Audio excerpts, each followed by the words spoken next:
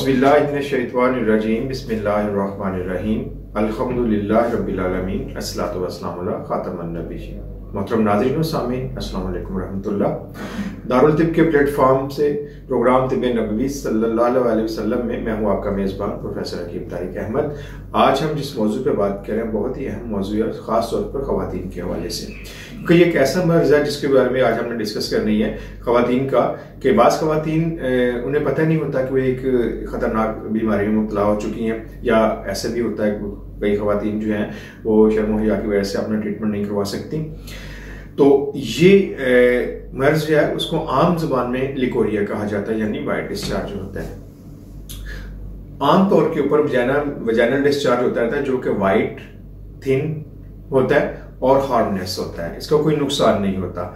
लेकिन ये काबिल तवज्जो उस वक्त बनता है जब ये थिक हो जाए, येलोश हो जाए और इसमें से स्मेल आना शुरू हो जाए, यानी स्मेली हो जाए ये। और उसके बाद जो है वजाइना में जलन का होना या तकलीफ का होना या जल के पेशाब का आना, ये उस वक्त ज़्यादा काबिल तवज्जो होता है, क्योंकि इसकी एक वजह ये भी हो सकती है कि कुछ ऐसी डिजीज़ होती हैं जो कि सेक्सुअल ट्रांसमिटेड डिजीज़ होती हैं, जिनमें गनोरिया होता है, एस्पिरिस होता है, इनकी वजह से ये होता है। या ख़तरनाक किस्म का बैक्टीरिया हो गया या वायरस हो गया, तो वो वहाँ पे इन्फेक्शन पैदा करता है, उसकी वजह से भी ये प्रॉब्लम होना शुरू हो जाती है।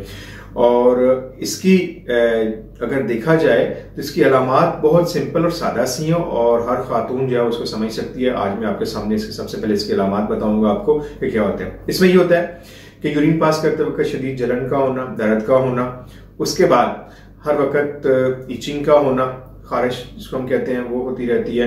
वाइट डिस्चार्ज होता रहता है जिसकी वजह से अब स्पेशली खास तौर पे खातून जो भी इस मर्ज में मुब्तला हो उसकी कमर में दर्द होना शुरू हो जाता है बहुत ज्यादा, उसमें खून की शदीद कमी हो जाती है, उसकी आंखों के नीचे स्याह हल्के बनना शुरू हो जाते हैं, नींद कम हो जाती है, भूख कम हो जाती है, गुस्सा, एंजाइटी, डिप्रेशन आना शुरू हो जाता है, सांस का फूलना शुरू हो जाता है, घुटनों में दर्द, हाथों में दर्द, कलाइयों में दर्द, आप उसके जो है पूरे ये सारी अलामत आना शुरू होती है। थोड़ा सा काम करने के बाद थक जाना, जल्दी हाइपर हो जाना, तो ये सारी की सारी अलामत जो हैं ये लिकोरिया की ही होती हैं।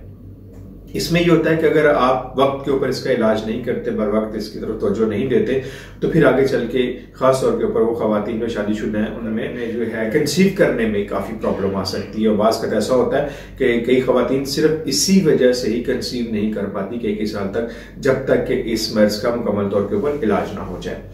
तो इसमें ये जो मैंने आपको अलामत बताई हैं इनका आप ख्याल रखें, अपने जहन में रखें कि अगर खुदा ना खास इनमें से कोई भी आपको अलामत नजर आती है तो आप फौरी तौर के ऊपर अपनी किसी भी मुआलिज से, तबीब से या तबीबा से रब्ता करें और इसका ट्रीटमेंट जरूर करवाएं, क्योंकि आगे चल के आपको ये प्रॉब्लम कर सकती है। जी नाज़रीन, इसमें ग़िज़ा का थोड़ा सा आपने ख्याल रखना है। इसमें आप अपनी ग़िज़ा में केले का इस्तेमाल करें, सब्ज़ पत्तों वाली सब्जियों का ज़्यादा इस्तेमाल करें, दही का ज़्यादा इस्तेमाल करें और ऑरेंज का ज़्यादा इस्तेमाल करें। इसके साथ साथ पानी में चंद कतरे नींबू के डाल के वो भी आप इसको इस्तेमाल करें, तो ये आपके लिए बहुत फ़ायदेमंद साबित होगा। इसके साथ साथ नुस्खा जो मैं अभी आपको बता रहा हूँ नोट कर लीजिए। मगज़ तमर हिंदी आपने लेने हैं 50 ग्राम, समुंदर सोख 50 ग्राम ले लीजिएगा और उसके साथ माजू आपने लेना है 50 ग्राम। तीनों अशिया को बारीक पीस लें। बारीक पीसने के बाद 1 से 2 चुटकी आपने लेके 1 कप नीम गर्म दूध के साथ इसको इस्तेमाल करना है। हल्दी को अपने इस्तेमाल में ज़रूर रखिएगा, हल्दी को दूध में शामिल करके भी आप ले सकती हैं इस दवा के साथ, तो इंशाल्लाह अल्लाह ने चाहे इससे आपको बहुत फ़ायदा होगा। आप प्रोग्राम का वक्त खत्म हो जाता है, आइंदा प्रोग्राम तक के लिए अपने मेज़बान प्रोफेसर हकीम तारिक अहमद को इजाज़त दीजिए। अल्लाह निगहबान।